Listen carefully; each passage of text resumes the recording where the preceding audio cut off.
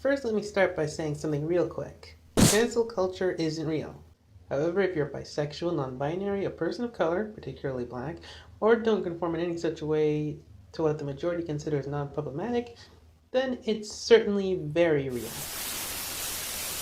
Bisexuals are often portrayed negatively by popular media. More often than not, they're seen as sexual deviants who will always cheat on their partners. I mean, why wouldn't they? They're attracted to everyone, right? How can they be trusted to stay faithful? First, just because they're attracted to everyone doesn't mean they're sex obsessed. Just like the argument I made in the Transmits video, the ones making these claims are often reflecting these predilections on others. Consider the case of Representative Katie Hill. She was one of the few openly bisexual people in Congress. However, her dick of an ex-husband, whom she was separated from at the time, decided to release pics of her in an intimate moment with another woman. She was forced to resign over the leak. During that time, I saw a lot of biphobia hurled at her and cheering over her resignation, a lot of it from the left no less. Even after it was revealed to be a revenge porn plot, there were no apologies for the harassment. Meanwhile, we have a pedophile and a guy who tried to train a religious militia either running for or holding government positions.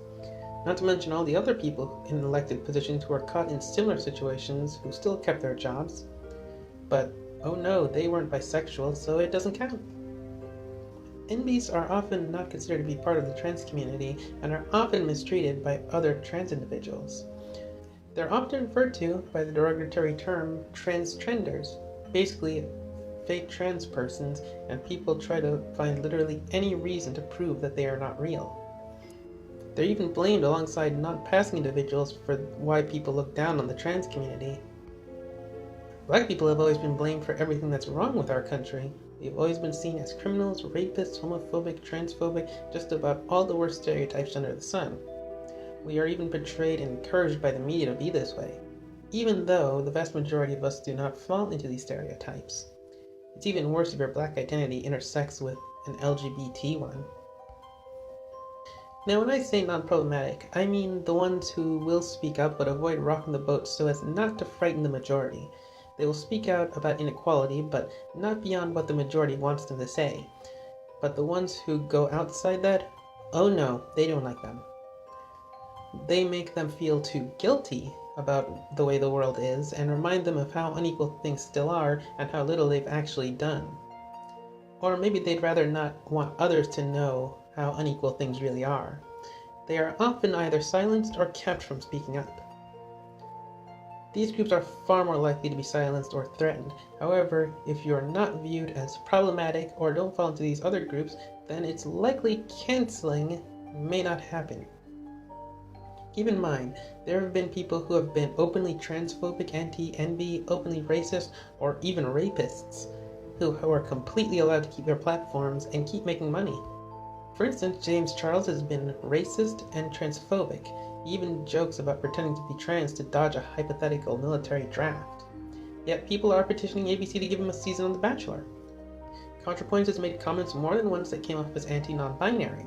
And when given the opportunity to admit it was a mistake, she doubled down on it and in a recent video compared her critics to Nazis.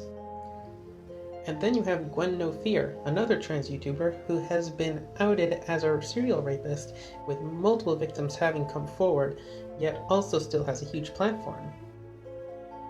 The thing is, by giving these people a pass for bad behavior may seem like you're helping them, but in reality it just shows that you don't view them or the communities they are part of as equals. You still view them as beneath you. I find it baffling how this lesson has escaped people into adulthood. For example, the Powerpuff Girls episode Equal Fights brings up the case of Susan B. Anthony, who broke the law by voting illegally in 1872 because it was illegal for women to vote at the time. When the marshals came to arrest her, they tried to go easy on her, but she demanded to be treated as a man would in this situation, essentially as an equal. In the Proud Family episode I Love You Penny Proud, Penny and her friends keep getting harsh punishments for graffiti that's been showing up all around school. When the culprit Johnny McBride is found, he gets a lighter punishment due to being in a wheelchair. He later asks Penny to be his girlfriend, and for the same reason she agrees. Later it's shown what a massive jerk he is, but keeps getting accommodated because he's in a wheelchair. Eventually, Penny sends him away with this speech. Let me handle this shit, mama. That's it. I've had it with you. It's over. Wait, what's over? We're over. I thought you liked me. I thought you were my girlfriend. I know. It's my wheels, right? No. Your wheels aren't the reason I don't like you. But they are the reason I said I'd be your girlfriend. That and because I felt sorry for you. But I don't anymore. You need a personality check, Johnny. You're rude, obnoxious, inconsiderate. You disrespected my parents, my grandmother, me. You're not a nice person, Johnny. But my family, they are nice people. And I'm sorry I ever brought you around. So why don't you break? I didn't think it was possible to love you anymore. But I do. You're the first person to ever say that about me. I mean, you actually see me. No, I see through you. And if you write my name on a wall, a bus, or that blank space in your mind, I'm gonna tell Lacienga's mom, who's a cop. Now roll. Giving special treatment and ignoring their personality faults ultimately doesn't help someone. And finally, in the Boondocks episode, The Trial of R.Kelly, R.Kelly gets off scot-free from a sex assault charge, all entirely on flimsy evidence. Huey responds by saying this. What the hell is wrong with you people? Every famous nigga that gets arrested is not Nelson Mandela? Yes, the government conspires to put a lot of innocent black men in jail on fallacious charges. But R. Kelly is not one of those men.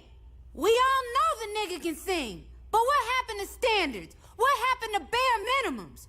You a fan of R. Kelly? You want to help R. Kelly? Then get some counseling for R. Kelly. Introduce him to some older women. Hide his camcorder. But don't pretend like the man is a hero.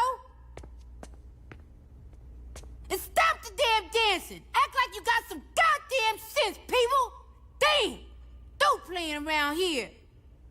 And before you say anything, no, criticism is not canceling.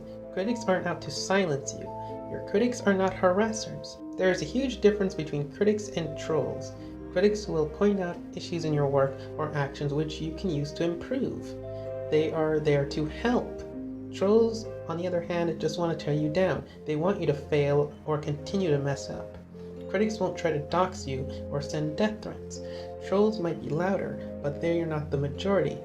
Never mix those two groups together. That just shows how much disrespect you have for your fans and audience, and also displays your arrogance.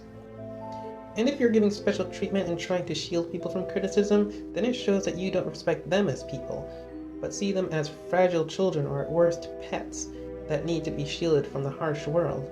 The truth is, if you are like this, you're no different from every other racist, homophobe, and transphobe out there.